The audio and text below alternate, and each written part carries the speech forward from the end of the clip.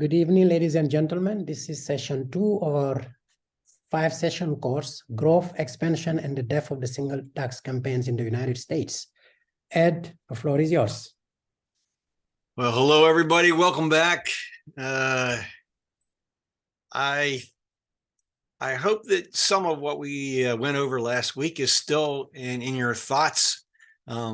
Just to sort of summarize where we are at this point, I want to stress the idea that within the single tax Georgist community, there were very different thoughts about how to best achieve the outcome, which was land nationalization, according to Henry George.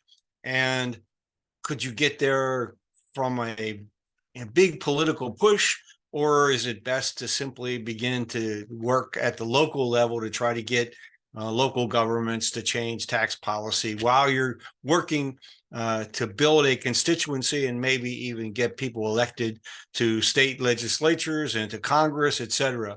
And then thrown into that is the feeling about, on the part of many people in the movement, that public education was primarily important, that without an educated public, without them understanding what this was about, it would never reach the point where the elected officials would get behind it. And so all that dynamic is going on from the time Henry George is first campaigning, all the way up through the early part of the 20th century. And here we are in 1920, and there is still a strong commitment to this idea that the single taxers should be an independent political movement. We should try and get people elected to office who are single taxers, not Democrats or Republicans or socialists who are in some way sympathetic to what we're calling for, but we should have our own people elected so that we could count on them when legislation is initiated, that we could get the vote. So in July of 1920, the National Single Tax Party held its second annual convention. And at that convention, they nominated Robert C. Macaulay for president. And Macaulay was someone who was well known, had a public presence. He had ran for governor of Pennsylvania in 1918 as a single tax party candidate. And he also served as chairman of the Pennsylvania Single Tax Party. So Macaulay was someone that they felt confident could attract public support. Macaulay provided his own thoughts to other single taxers as the election neared. And here's what he said. Not since the campaign of 1886, conducted by the inspired leadership of Henry George and Father Edward McGlynn, has there been such united and enthusiastic support of the prophet of California, as now when men and women of the nation once more are returning to the true American system of expressing their demands for progress and reform at the polls. Was that over-optimistic at a time when the country coming out of the First World War had a lot to deal with in terms of what would be the post-war economy? Would there be a serious recession, as often occurred, or was there going to be economic boom? And there was a lot of illusionment with the Woodrow Wilson administration. And so conservatives, the Republicans, were looking forward to regaining the feeling of power. And here's Macaulay really arguing that the momentum for reform was still strong and that the single tax party could, in fact, take advantage of it. The vice presidential candidate, Richard Barnum, was born in Texas, moved to Cleveland, Ohio in 1910. And by 1920, he came without any assets, no family wealth, none of that. And within 10 years, he was running his own publishing company that employed 25,000 people and sold over 1 million books annually. So he was someone who really had a strong business sense and understood how to get things done. And Why was he involved at the single tax party? Well, as a young person, he had read Henry George's Progress in Poverty and almost immediately became enthusiastic about the single tax. So from the standpoint, I mean, he was a teenager when he first was introduced to Henry George, and his interest had only climbed. Now he had resources. Now he had the ability to put his resources into the campaign. And so both Macaulay and Barnum were hopeful that this might be a jumping off point for the single taxers to really get some prominence in the national arena. At the convention in 1920, the suffragist leader Carrie Chapman Catt was nominated to be the party's vice presidential candidate, but she did not win the nomination. The archives associated with the single tax and the movement, they may have more details on Catt's association with single taxers, but in doing the research remotely, I have not been able to really find how she got interested, who were her mentors, and nothing that I have found in writing by her mentions her support of Henry George in the single tax. So there is an area for some additional research if someone is inclined to do so, to find out why Carrie Chapman Catt was nominated to be the VP of the single tax party and what her level of involvement was. And she obviously had a national following as well.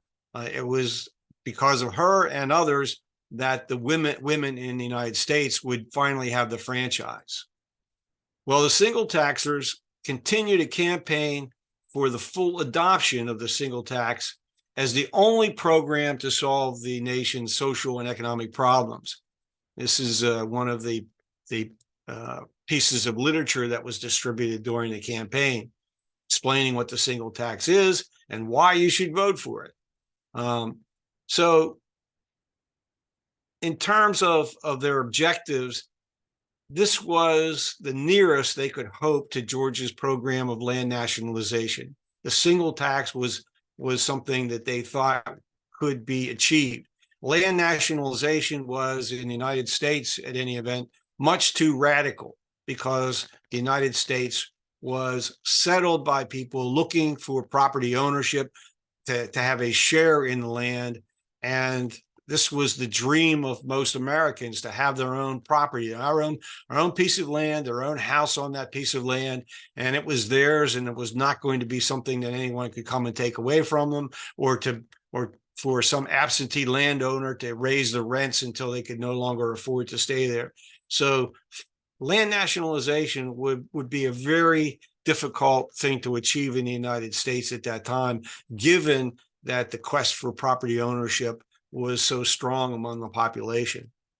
Unfortunately, the single tax party was unable to get on very many ballots. It actually got on only 8 on ballots in 8 states. So Warren Harding, the Republican Party candidate, won the election with 16 million votes.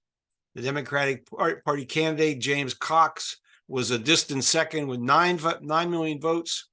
And the votes for the single tax party candidates were inconsequential.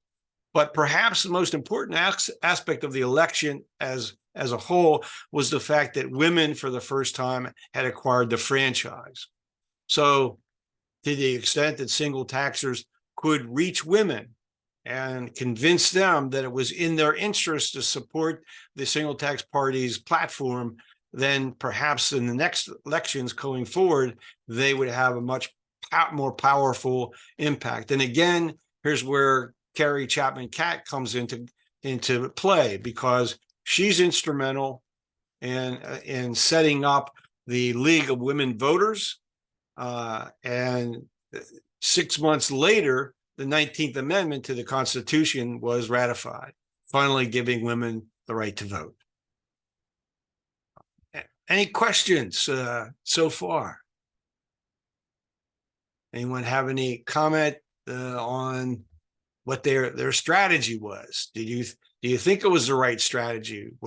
What could they have possibly done to promote land nationalization? Any thoughts?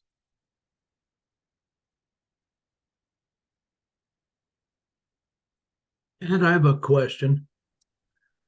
I'm surprised if Henry George used the term land nationalization, since he usually emphasized people can own their land, but they would just have to pay a tax. So, and the things I've read by him, his books and other things, I usually didn't see him use terms like land nationalization. But you're saying at that time he was using it, or some of his followers? Well, that's what he wanted. I mean, he did not want tax reform. He was very disappointed that his supporters gradually abandoned the goal of land nationalization and adopted the single tax. But that's where the momentum was, and that's where the opportunity seemed to be. But George never really abandoned the principle of land nationalization. But as I say, particularly in the United States, and perhaps in other countries as well, this drive by individuals to become property owners, to have a piece of the rock, was extremely strong. Michael? Yeah, just a similar thing to what's just been said, actually. In this country, in England, nationalisation means socialism, basically, taking over, and it has a bad, depending on which side of the spectrum you might be, it has a different connotation. But so the area I think is more important is that it's about changing the tax regime. And that doesn't have the connotation of nationalizing things, taking over. I mean, the strategies for reform in the United Kingdom would have certainly been quite different, because you had a strong socialist, party. The Labour Party had moved away from liberal principles and had been adopted socialism as its main set of ideas. And so in the United Kingdom, nationalization meant not just nationalizing the land, but nationalizing industry as well. Yeah. That was not on the table in the United States in any significant way. I mean, in the United States, industry was still dominated by the trusts, by monopolistic corporate enterprises, et cetera. And the efforts to reduce their power, while significant, were certainly were more directed in the way Henry George would want, in the sense of eliminating monopoly and making the markets competitive, so that the big victory in the United States was breaking up Standard Oil into the seven sisters, or the 6 or 7 sisters. So they broke up, John D. Rockefeller's empire, and then those entities became enormously big on their own right. So that's I think one of the differences. Other countries certainly would have had some level in between. It all depends on for example, I would think Denmark might have been its mantra as a cooperative society meant that there was greater receptivity to the idea of nationalizing natural resources and maybe even industry, but that's another story altogether. Anyone else have any thoughts, questions?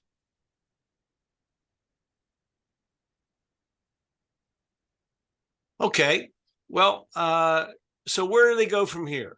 Well, within the single tax ranks, efforts were doubled by state organizations in anticipation of the upcoming mid-elections. So in California, the Single Tax League was reorganized by this guy, William DeMille.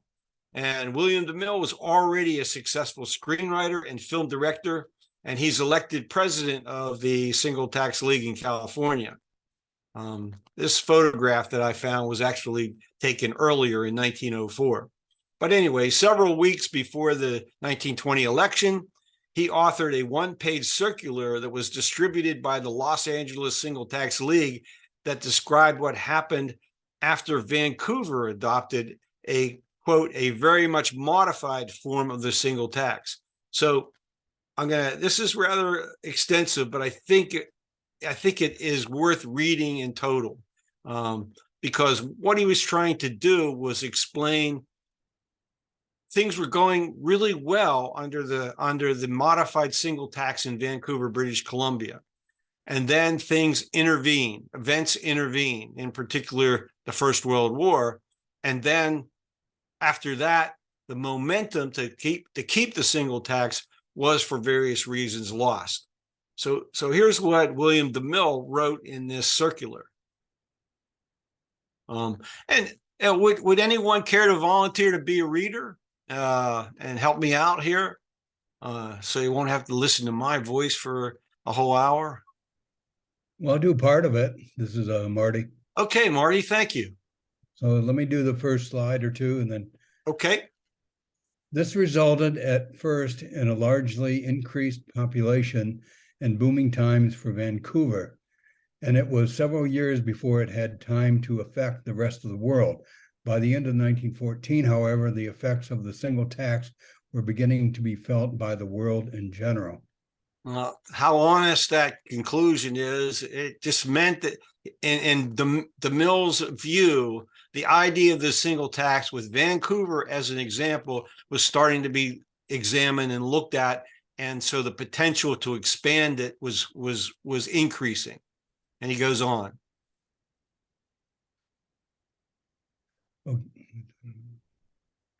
For the next 4 years, building stopped. Business was much disturbed. Municipalities ran into debt, and there was not even food enough for the people.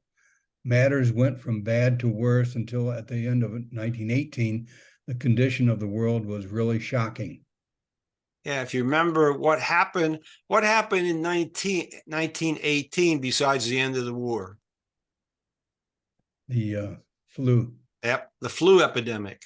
So, the challenges are enormous, and this fiscal reform, this tax reform that Vancouver is experimenting with, has to deal, with all of this, complexity and challenge. So who would like to take the next slide?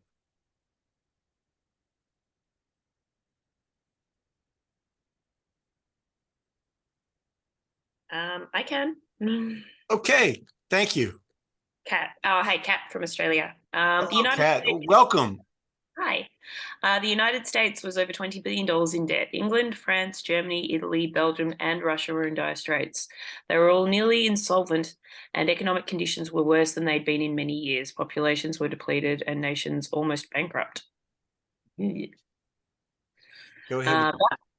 But in 1918, Vancouver realised that the single tax had done all this and did not wish to see the Canadian Pacific Railroad lose any of its profits from its thousands of acres of vacant land. In 1918, therefore, Vancouver, by the act of the Commissioner, against the wishes of the majority of the people, began to put the tax back on improvements in order to stimulate the growth of the city. For it is obvious that the best way to make people improve their land is to tax the improvements. Yeah, now you do detect some sarcasm in DeMille's. So he's saying, people decided to do exactly the wrong thing, hoping for the right outcome, and of course it didn't work. Someone else want to take over? Oh, okay. Yeah, please. Let's see. Oh, I got to go. Okay. Yeah, go ahead. That's the next slide, right? As soon as the single tax was stopped in 1918, matters began to mend, not only in Vancouver, but all over the globe.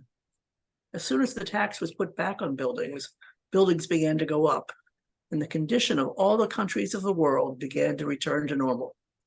Another year of single tax in Vancouver would undoubtedly have wrecked the whole civilized world.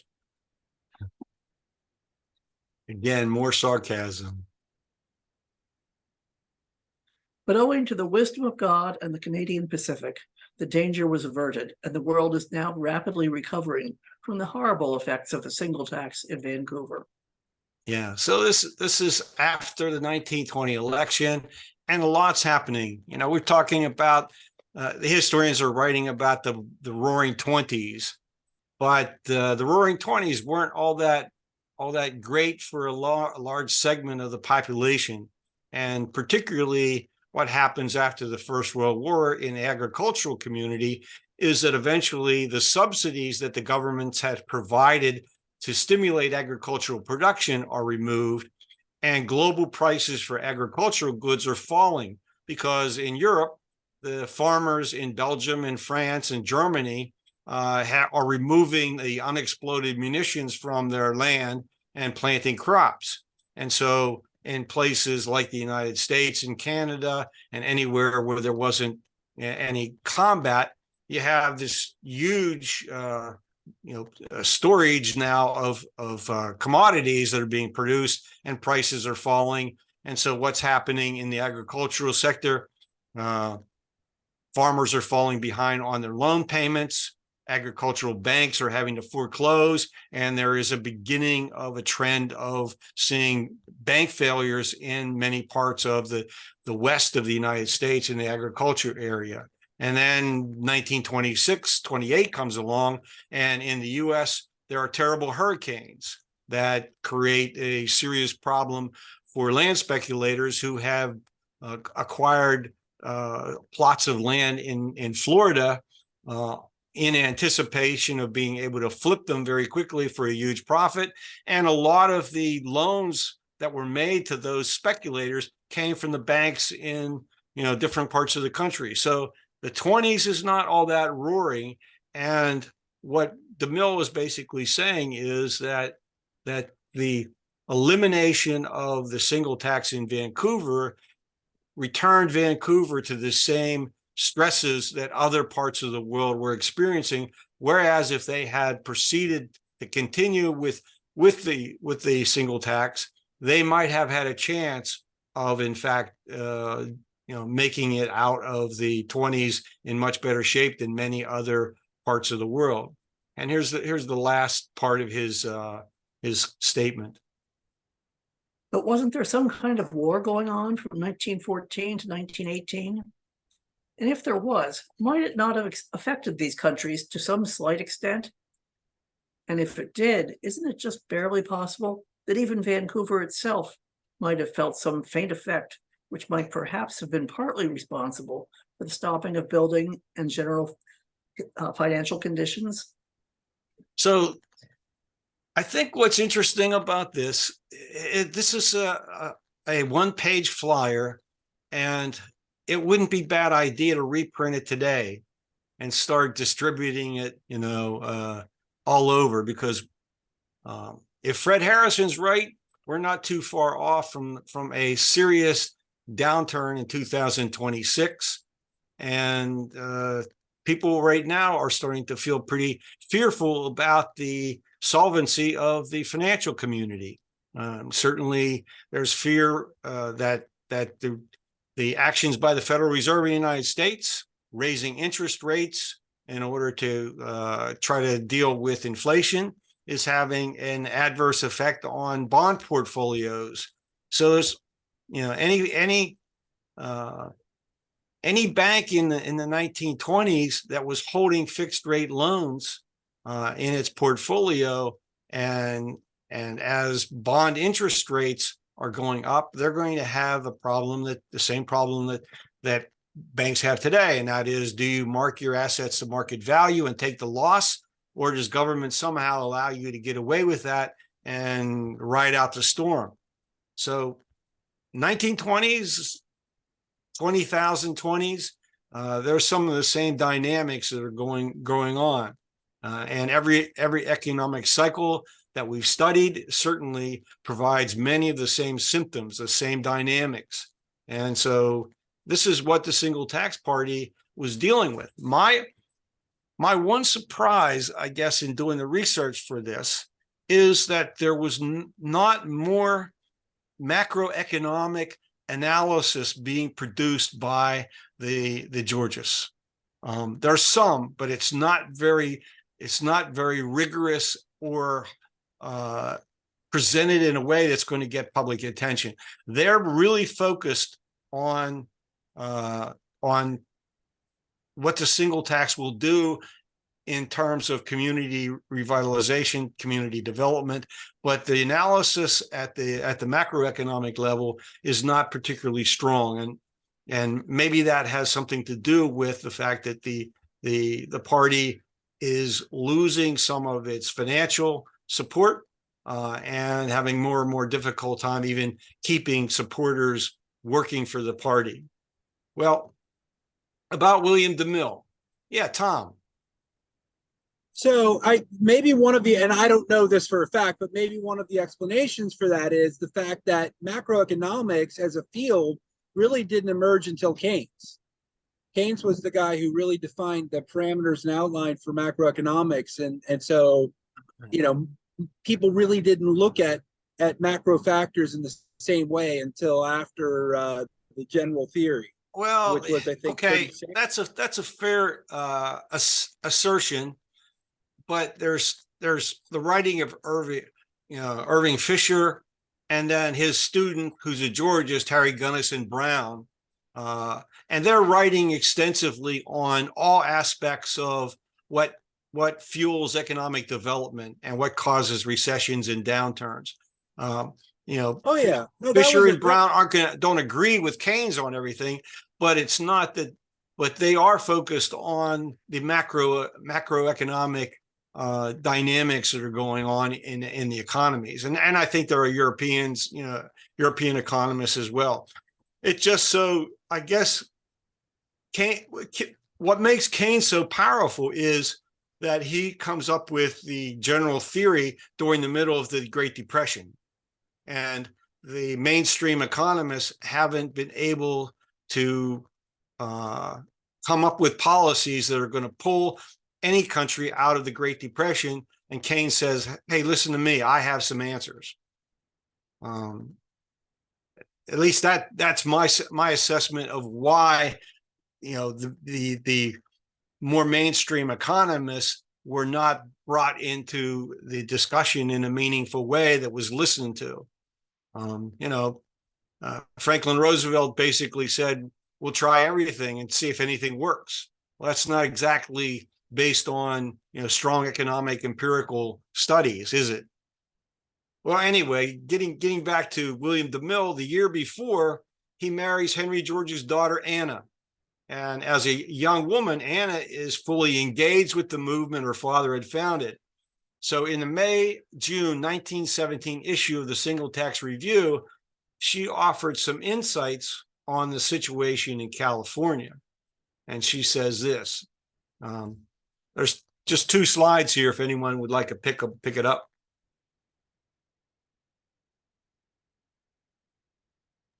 That we in California should band together in one strong group that will make for concerted and focused action seems vitally important.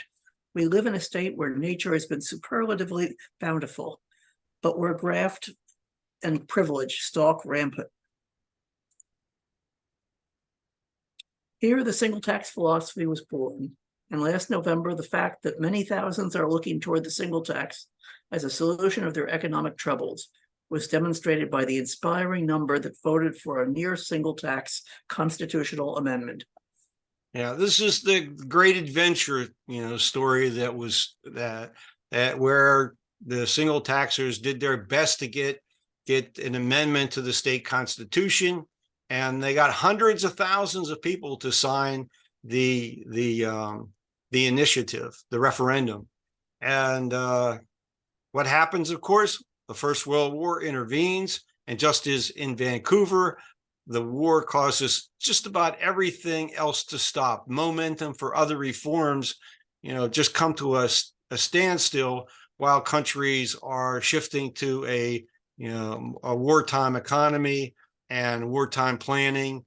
And also in the United States, any opposition to the Woodrow Wilson administration that's voiced could land you in trouble with the government for treason. So, and other countries, I would assume, had similar political issues. Maybe Kat can tell us about Australia and Michael about the UK, of what the political climate was like, in the First World War. If you care to comment or not, that would be great. I'm probably not too confident with information about that just yet at the moment. I'm sort of still kind of a moderate novice into Georgism. So yeah. Michael, do you have any thoughts about how difficult it was to challenge the government in 1915 in the UK? Well, there was certainly a lot of effort, wasn't there? And I think it was brought in by I'm not sure it was the Liberal. I'll keep getting mixed up about these early things, but 1909, I think it was. It was on. Well, 1909 is well before the war. I'm talking about once the fighting starts. How willing is the government to accept criticism? Well, it could have been brought in, but it was opposed by the House of Lords, wasn't it? Because they had something to lose. So, great political events, and in the First or the Second World War, it interrupted that political activity in the House of Commons. For sure, and I suspect that that's the case. Everywhere there were single taxers working for something in their country that once the war started, their activities were greatly diminished. And of course, many of the men and some of the women who were active in the movement ended up going to the military. And I would expect that some of them didn't make it through the war. So at the end of the war, you have to regroup. You have to find the people and get them remotivated to come forward to work for the changes that you want. And it's not that easy because you're in a post-war economy that may be suffering a recession, because that's the expectation after every war, that there's going to be demobilization, and with demobilization there's going to be a recessionary downturn, because the difficulty of shifting from wartime production to peacetime production.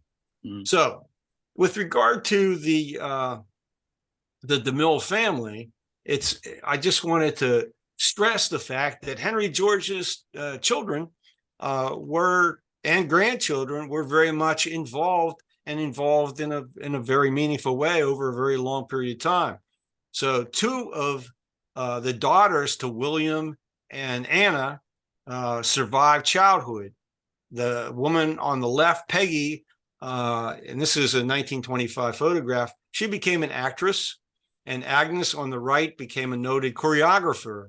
Agnes became intermittently active in the movement.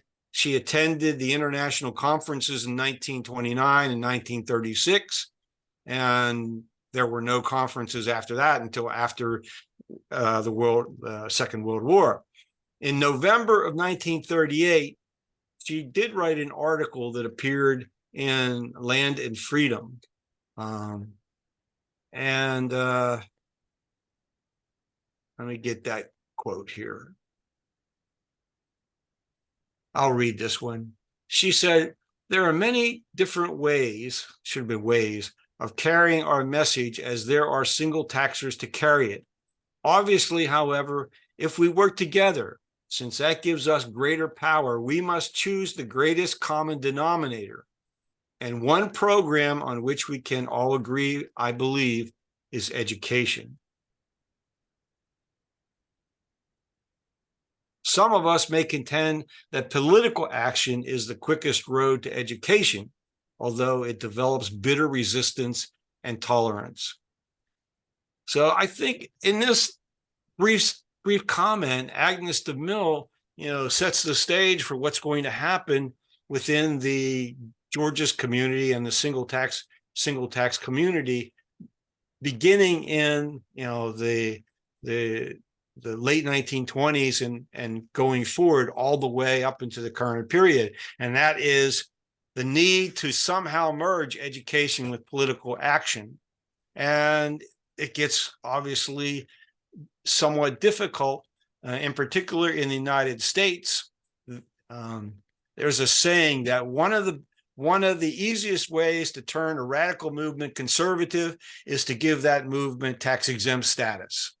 So there's always been a challenge when any organization looks for tax-exempt status, and there's a lot of good reasons for doing that. One is that if you can provide donors with a tax exemption or tax deduction, you're liable to get more donations. But the price is that you have to be very careful about how much political activity you engage in. And so that, was certainly the case for the various Georgist groups that were not specifically a political party. And we'll get into that a little bit more, but Agnes DeMille is saying that it's her view that we must educate the public.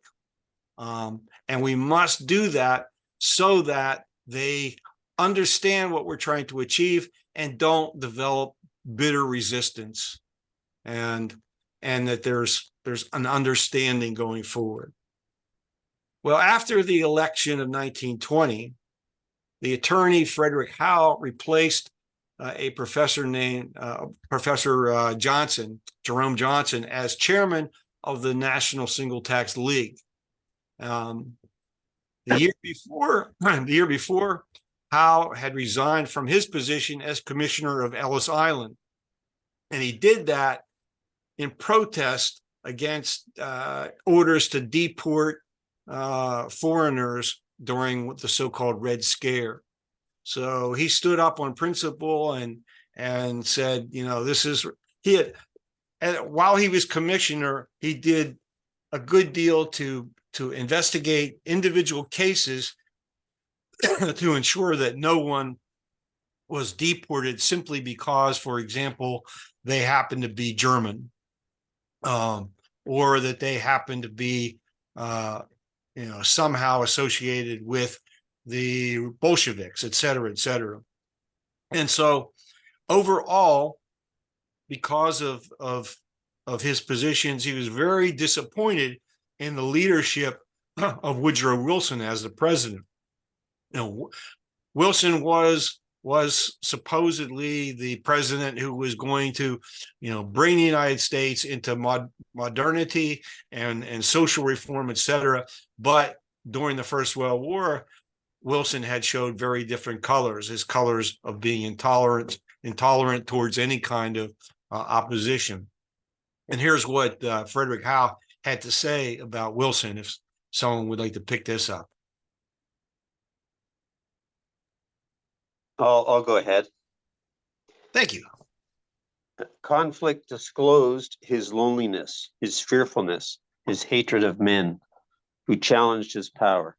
Conflict disclosed the Wilson who had bewildered liberals while he was president, who turned on old friends, who hated Cabot Lodge, who excoriated imperialism and seized Haiti and San Domingo and sent battleships to Veracruz. And he ends with this. It disclosed the Wilson who imprisoned men who quoted him against himself.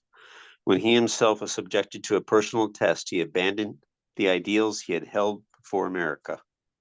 Yeah, I mean, Wilson's elected partly in response to the imperialism that was demonstrated by Theodore Roosevelt and then William Howard Taft. And here's the United States expanding, the idea of manifest destiny, protecting the Western Hemisphere from European intervention through the Monroe Doctrine. All of that is being expanded under Woodrow Wilson, and there are many people in the country who feel this is unconstitutional, and it is inconsistent with the principles of the founding of the nation. And so there's this political divide that's growing within the Democratic Party, and the Republicans have their own positions that they're going to campaign on as well. Well, where will the single taxers fit in? Now, little bit on Howe's history if you don't know it at all. While Tom Johnson was campaigning in 1901 for a seat in Cleveland City Council, Howe met and befriended Johnson. Tom L. Johnson is the right-hand man for Henry George. He got his fortune by benefiting from streetcar franchises in Ohio, and then was introduced to Henry George's books, as I recall, by someone on the railroad, one of the portmen on the railroad gave him the book. He read it. He couldn't understand, how his own values could be so wrong. And he asked a friend of his or his attorney to read Henry George's book and say, what's wrong with this? And the response was, nothing's wrong with it. Henry George is absolutely right. And from that point, Tom Johnson went to call on Henry George, and they became fast allies and friends, for the rest of George's life. And Johnson basically took over to lead the single tax effort. If you read The Public, which begins publication in 1898 and goes through 1919, every issue practically until Tom Johnson dies has an article about Johnson's activities in Cleveland and in the Ohio State Legislature and everything that he's trying to do to eliminate various monopolies and to turn Cleveland into a city that has the best city government in the United States. So he brings in Frederick Howe into his administration, and they form a strong partnership as well that lasts until Johnson's death in 1911. And what's most important about this is the death of Tom Johnson is a terrible loss to the single taxers, because he has national prominence. He has prominence within the Democratic Party that none of the other single taxers really have. And so it's almost impossible to replace him, even with someone like Frederick Howe, who's close to Johnson, who has had a position in highest levels of government. He's not the kind of populist leader that Tom Johnson was when he was mayor of Cleveland, Ohio. So that's a big setback as early as 1911 that they're constantly trying to overcome, in rebuilding the movement. Now, last week, we had some discussion about the effort by the single taxers to bring the single tax to the state of Delaware and that campaign. And I've done some subsequent research on it. I don't know if Mike Curtis has joined us tonight. Are you here, Mike? I am here. Well, I found an article that you edited to deal with this. I can't remember the woman who wrote it. Maybe you do. Nancy Wolf, maybe? Yes, that's it. That's exactly it. So Mike took Nancy Wolf's story of the campaign, the Delaware campaign, and he made some corrections to the story. But anyway, Frank Stevens was the secretary of the league at the time, which formally endorsed the work of the Single Tax Party at the convention that was held in 1921. Stevens, going back to his history, he was a founding member of the Henry George Club of Philadelphia in 1884. And the archives mention, and maybe Mike knows the answer to this, that he served in the Pennsylvania State Senate for at least one term and ran for re-election in 1904. But I have not been able to find out if he was actually reelected. I didn't even know that. Well, it was in the public.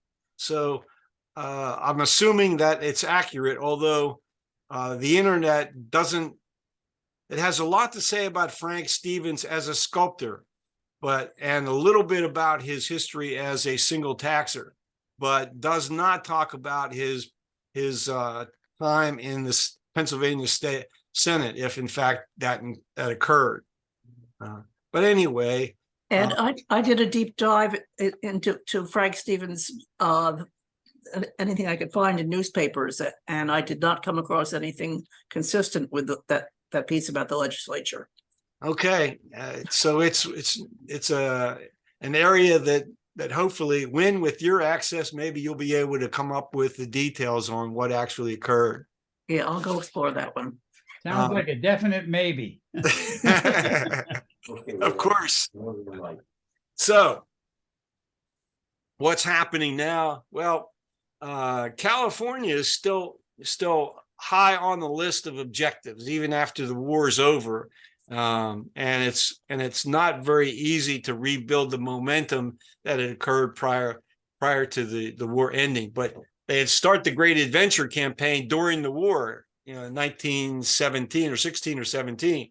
So what did they do? Well, a man named George Briggs was brought on board by the single taxers to travel throughout California as an organizer and a lecturer. And when it was made public that the greatest need he had was for an automobile, a single taxer and automobile manufacturer in Indiana named James Bell sent him a new car, freight prepaid, for his sole use. And so, again, there's no details about his effectiveness, no press coverage that I could find of his activities in California, but at least, he was out there trying to make a dent and get some momentum again for this idea of an initiative and referendum to get the state constitution amended. The 1920 campaign did receive a good deal of coverage in the nation's newspapers. And the level of public interest resulted in an invitation extended to Macaulay to lecture on the Western Circuit of the Chautauqua. And that, for Michael and Kat, this is an organization in the United States that offered people an opportunity to attend lectures on serious subjects, and they held all kinds of festivals and events. I don't know how extensive it continues to be, but the Chautauqua continues to exist today. I don't know if anyone here has attended any of their events in recent years or not, but back in 1920, it was a fairly, it was a way to get public attention, and Macaulay benefited by that. Wayne? Yes, still very, very much very active, and it was unfortunately in the news lately because someone tried to kill Salman Rushdie while he was there for a Chautauqua meeting. Oh my! He lost his light sight in one eye as a result. Let's get on with this. Well, Lindy Davies and Alana Hartsock gave talks at Chautauqua at a session sponsored by one of the Lincolns in about 2007, I think it was. Great. I don't recall that, but maybe there's some record of it in the archives. I've got a copy of Lindy's talk somewhere. Well, if I don't have it already, Wynn, and you can send that to You probably do, yeah. Yeah. Okay. Well, there was an editorial in the May-June 1921 issue of the Single Tax Review that testified to the importance of this invitation, in terms of the potential to get before the public. It said, "This invitation comes unsolicited and will carry with it a flattering honorarium. For years, we have been going down in our pockets to keep our lecturers in the field. Also consider this. During the 3 months course on the Chautauqua, Mr. Macaulay will address perhaps over 100,000 persons, more than will listen to all 4 of the eminent men who have been named for an entire year." So that was a great opportunity to build support and bring new people into the movement. How effective it was, again, there's nothing that I have yet found to show what the results have been, but they were certainly optimistic. Well, as 1923 was coming to an end, the second national convention of the Single Tax Party was announced. And they were going to meet early in February in Chicago. An appeal for financial contributions went out in the November-December issue of the Single Tax Review. Interestingly, by the time the convention was held, the Single Tax Review was actually renamed Land and Freedom. So what was behind that? I don't know. I guess they thought that the name Land and Freedom would be more appealing to a broad audience than the Single Tax Review. At the convention, was announced, some press coverage occurred, as with this article that I found from 1924, January 1924, in the Daily Advertiser published in Lafayette, Louisiana. Is kind of interesting that a newspaper in Louisiana would, in fact, publish something about the Single Tax Party. There's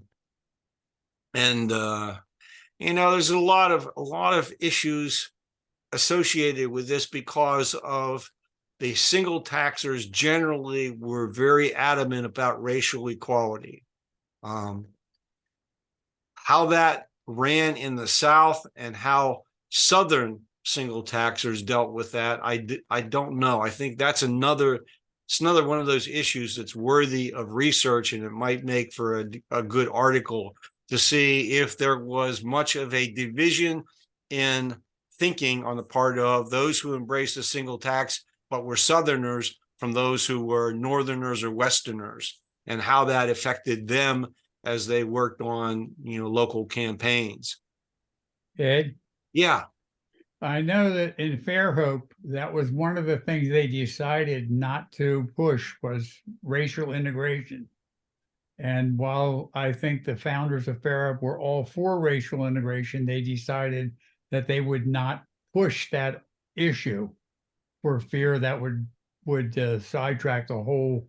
Not only sidetrack it, but it may get them burned out. I mean, if they invited blacks into the community and created a non-segregated community, they may have found themselves having to go to war with the racists in the South. I think you're right, and I think they were right about it too.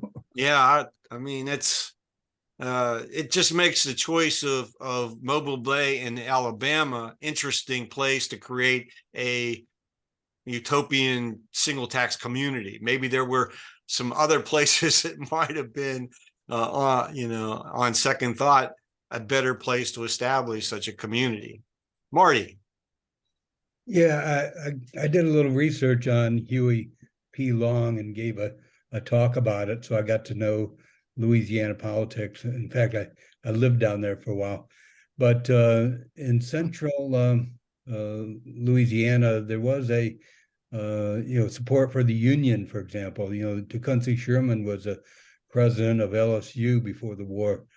So there was, I don't know how much integration there was, but there definitely was tolerance. And within the Huey P. Long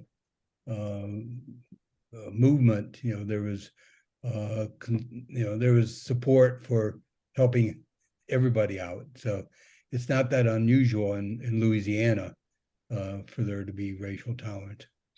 Yeah, perhaps you're right. Louisiana versus Alabama or Mississippi, and certainly because Louisiana had a more eclectic population in terms of their heritage. So again, I mean, it's just another part of the story that's so interesting and deserves more research and some more writing to bring out some of the details, and maybe some of the historians who've looked at the history of Fairhope and written it, maybe they're adding a bit of color to the story that would be interesting to learn. I think I'm going to end here. We only have about 5 minutes left tonight, and we're at a good stopping point because the next part of the discussion picks up with the election of 1924, and we have a whole new set of challenges for the single taxers as the 1924 election comes forward. So we have, yeah. I've done a little bit of research, and I've discovered that Carrie Chapman Catt was on the Fells Fund Commission. Ah, okay. With Lincoln Steffens, Daniel Kiefer, Tom Johnson, and Bolton Hall. So there you go. There's her basis for collaboration with the single taxers through Joseph Fells, and that makes perfect sense, doesn't it? That the Fells Fund Commission would have recruited her as someone to be a liaison with the suffragists. Also, she was involved with the women's. Oh, no, wait a second. No, the Women's Henry George League, as early as 1904, as best I can tell, and involved with Lawson Purdy, John. I've forgotten his first name. Murphy, who was one of the early Schockenbach board members, and that was 1914. Well, Wynn, if you could find the time to write an article about her and her involvement, that would be great to have. Well, I've got all I've got are little snippets, and I can send you the files. These are Okay. but, you're a better writer than I. Well, I can add those snippets to the next version of this course when I teach it again. Okay. Mike, you had some more to say? Yeah, and usually these campaigns and organizations. Oh, the other Mike? Okay. Well, there are two. I see. Mike.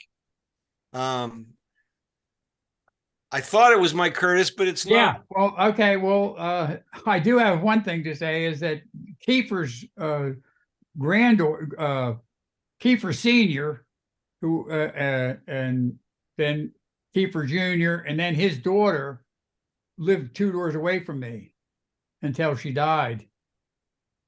So that was kind of neat. And they had a lot of historical stuff, but I never got a hold of it. Is it donated to the Arden Library? No, the family still has it, but I haven't. I offered to copy it for them, my copy machine, and keep a copy, but I never got to it. And then she died. Jean Brockman, she married Bernie Brockman, but her name was Kiefer. Okay. And Kiefer was the head of the Fells Fund. Was that Michael Mara who was looking to join us? Yes. Mike? Yes, I don't know. Yeah, I don't know why it only displays my first name. I wrote in both, but be that as it may, question I had, Ed, is usually these campaigns and organizations use the terms such as single tax, later LVT. Have you encountered any organizations or campaigns that they use the term like anti-monopoly or something focusing more on the land monopoly or something like that? Do you know if that's been tried? Not that I've found as a name of the organization. There were certainly during the early parts of the 20th century, there was the Anti-Imperialist League, and many single taxers were associated with the Anti-Imperialist League, and there were other reform movements that single taxers participated in. So I don't really know the answer to your question, with any certainty. Well, one thing, Mike Curtis, the Single Tax Party changed its name to the Commonwealth Land Party. I don't know what year that was. Well, that's going to come up next week. That's 1924. Right. Michael. Yeah, in reference to what we discussed earlier about the land nationalization on the single tax, I went to a meeting the other day, and someone was quoting something from or anticipating quoting something from Land and Liberty, but it proved to be erroneous that because it didn't exist. But they raised the question that it was a slogan, Land and Liberty, and it follows with what the conversation we're having at the moment. We need a new slogan. New slogans keep cropping up, and it becomes a single tax. It becomes all sorts of things. We haven't found the slogan for our day and age yet that encompasses the right message for the reform that we all seem to want to anticipate. You know, corporations are looking for some way to promote what they do. Exactly. Usually hire some PR firm, and then they form focus groups and they test out all these slogans to see what people respond to. If we get the right slogan, we might have cracked the question. I don't know. Well, I don't think it's a perfect science. If you remember what happened to Coca-Cola when they departed from Classic Coke, and they ran into a firestorm of opposition from the public. And then I remember what happened to Ford when Ford Motor Company produced the Edsel. They had done extensive research with the public of what they wanted in a car, and they thought they produced that car and no one wanted it. Don't forget about Bud Light. So yeah, there are many of these incidences where what the experts think is the right thing to do and the right thing to say turns out not to be quite so. Yeah. Anything else before any other name? we break up tonight? Well, we're making it through this complex story, and I really appreciate everyone's help with the reading tonight and your comments. There's always more to learn and more details to discover, and it's encouraging to me that Wynn and some others of you are digging into the history, and you've added some details that I've not been able to find yet. It's a wealth of information and in the archives, online and elsewhere. And I'm sure that if someone could get to the New York Public Library and get into the material that's there, there's still even more rewarding discoveries to be made. So with that, Ibrahim, I turn it back over to you for any announcements you want to make before we break up tonight. Thank you very much, Ed. This is another exciting session with lots of great input. Yes, we will meet again one more time. And for our final session, it might be the next one or the one after that, we are planning to invite Dr. Christopher England, who wrote a beautiful book about the same subject. I don't know if you are aware of it. Ed gave him he had a great interview with Ed on Smart Talk that we posted on the website and on our YouTube channel a week ago. So you may want to tune in and take a look. So with that, I think that's the end for tonight, and we'll meet again next week. Thank you. Great. Good night, everybody.